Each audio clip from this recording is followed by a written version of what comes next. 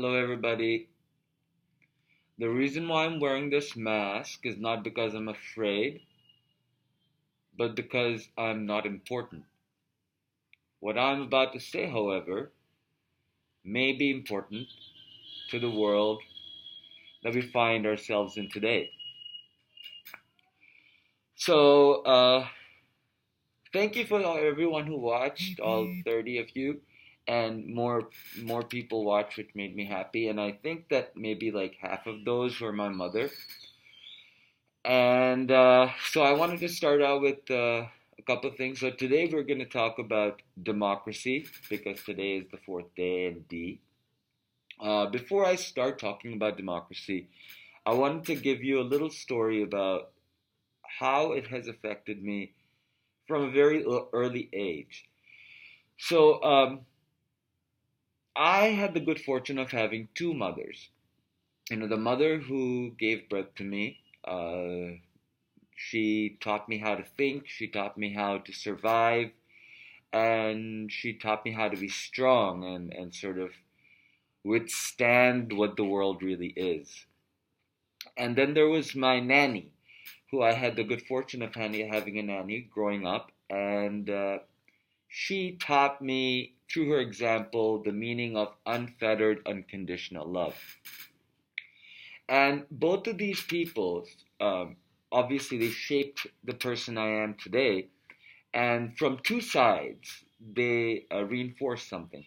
So my nanny, who was uneducated and would vote with her thumbprint in India, she made it a point that she would ask for a day off every single time there was an election that she had to vote for. And I don't know if she understood the deeper meaning of it, but I think she understood the value of human beings and the value of a rule by the people. And obviously, that was a very young impression that I had.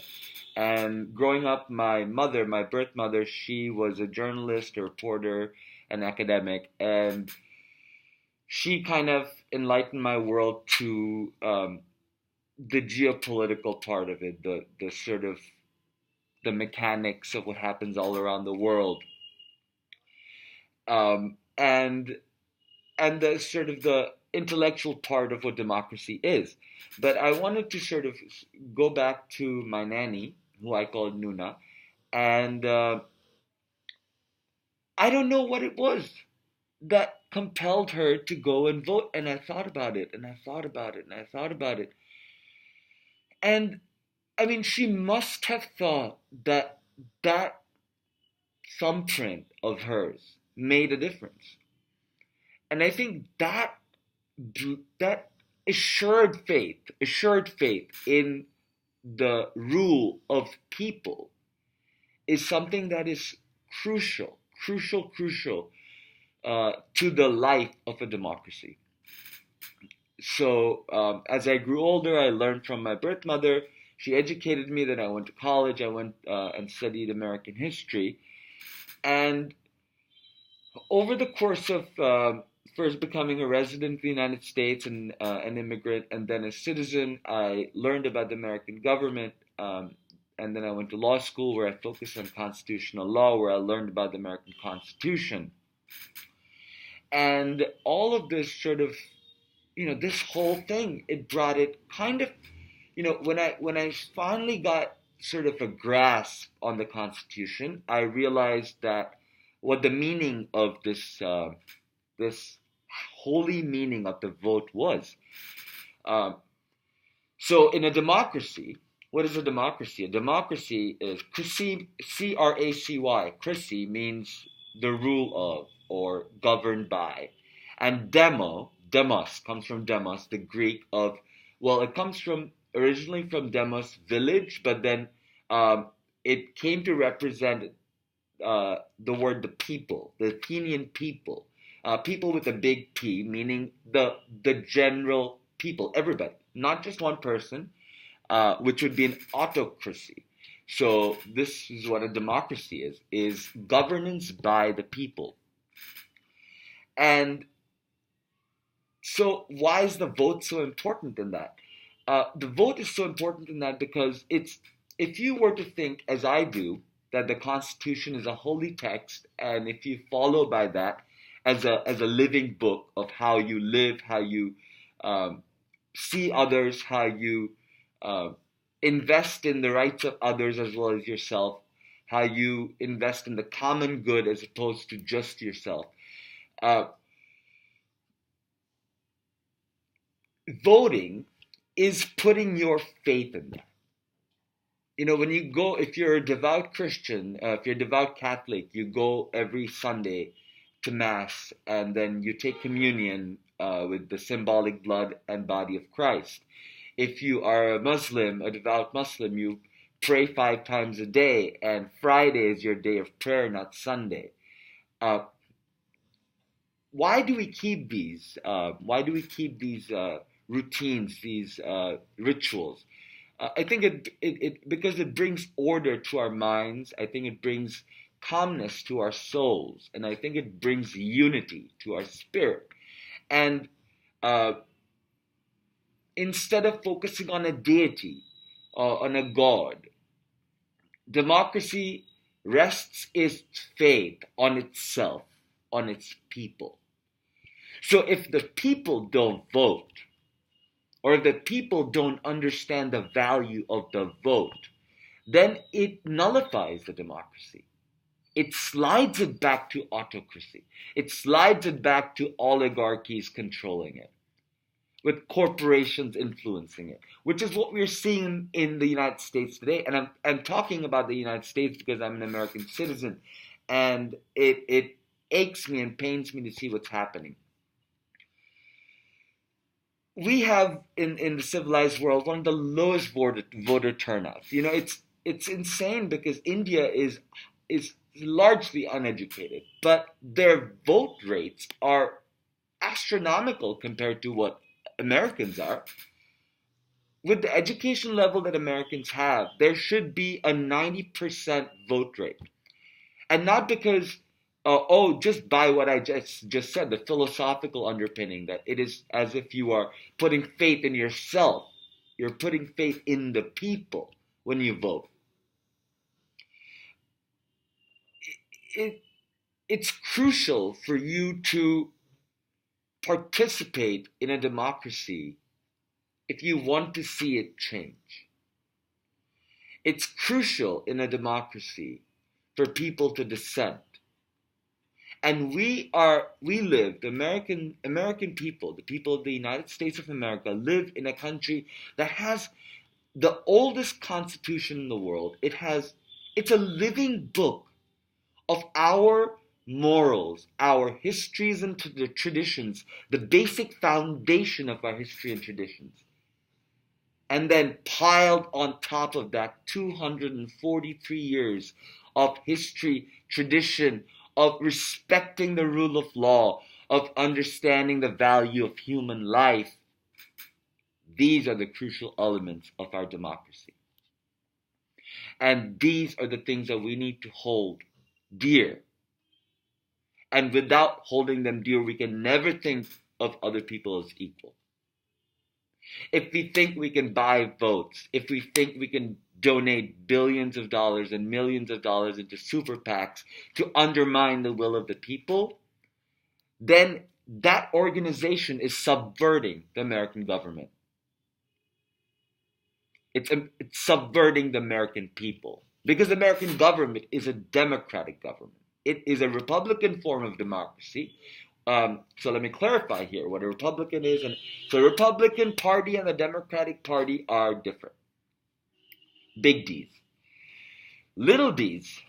A democracy is direct rule by the people. In the United States, we don't have that.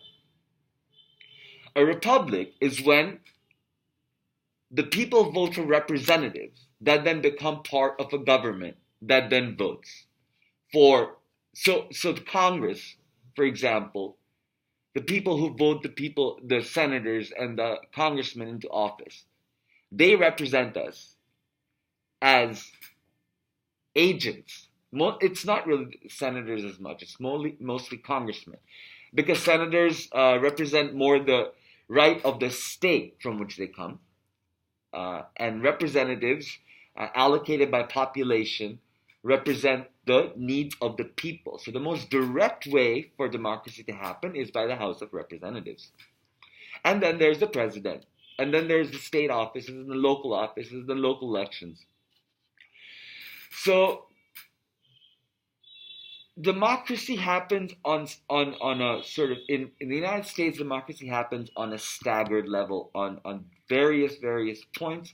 And to be quite honest, it is extremely confusing if you haven't learned about it, or labored over it, or been a geek about it like I have been.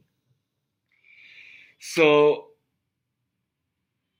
I implore, as we wade into the election year, I implore my fellow Americans from age 17, if you're going to be 18 before November 3rd, 2020, onwards up to, I don't know, as far as you're alive and can comprehend, and to really focus on this idea that a democracy will never work.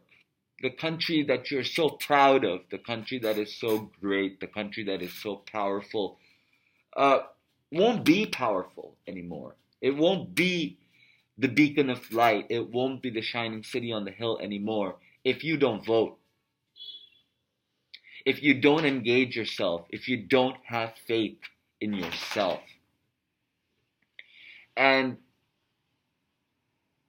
that is, I think that's, besides all the politics and all the mechanics and all the procedures, that's exactly what, that's what democracy is having faith in yourself and having faith in your fellow citizen. And this is the reason why I'm here, and 10 people watch me, 20 people watch me, and whether no one watches me, I feel that it is my duty to come here and just say this, because at this point, this is all I'm able to do. And it is debilitating for me, because I'm out of the country and I can't get back to the country. And I am watching it unfold in such a way that it's unraveling what I believe to be sacred, which is our Constitution and our democracy.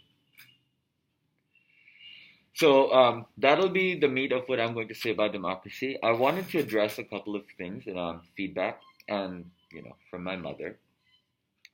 She, in the first video, she said that talk about nihilistic and survivalistic in the same breath as if they were the same things, but they're conflicting ideas. And I said, in a civilized society, when you become barbaric, savage, and survivalist, selfishly survivalist, and not looking at the bigger picture, in a civilized society, in a democracy, when you do that, your actions precipitate a nihilistic disposition of the human condition.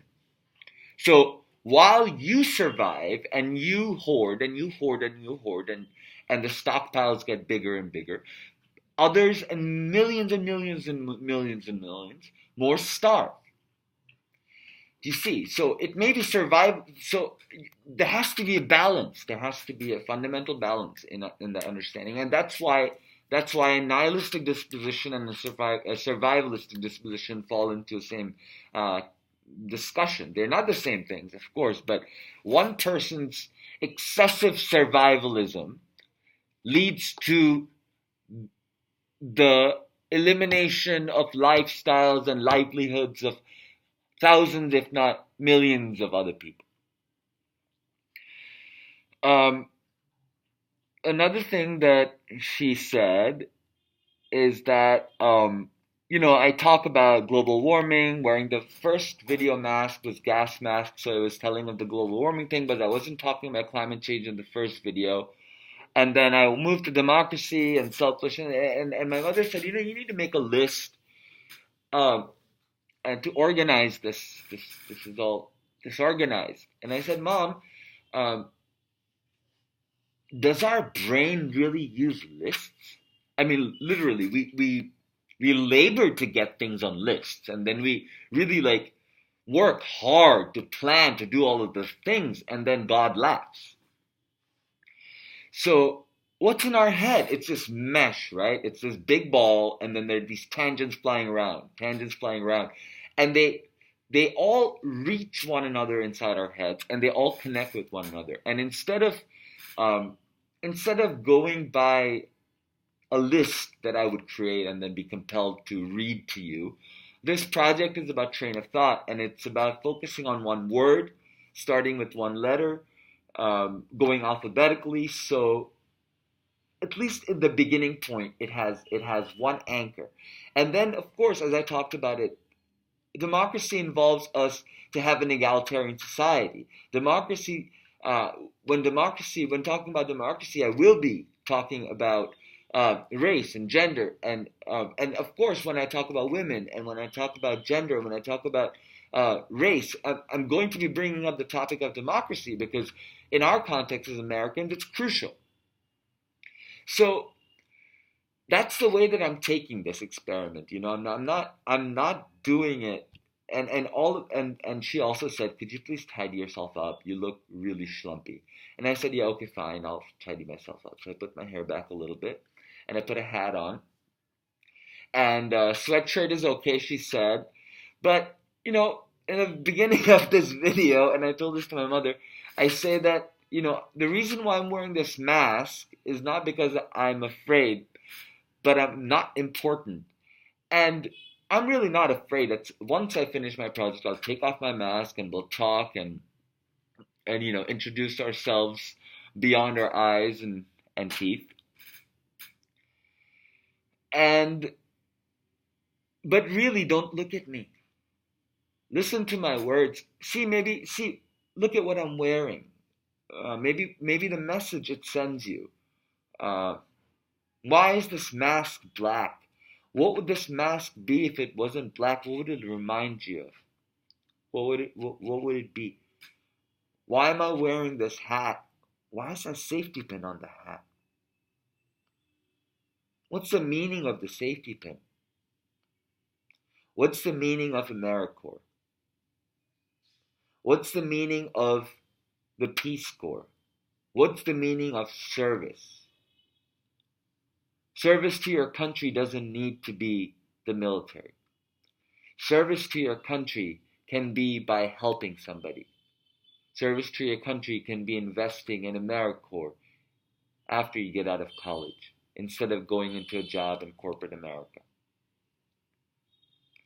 Service can be Peace Corps, going somewhere else in the world and letting the mission of the goodness of our country really expand and envelop this world.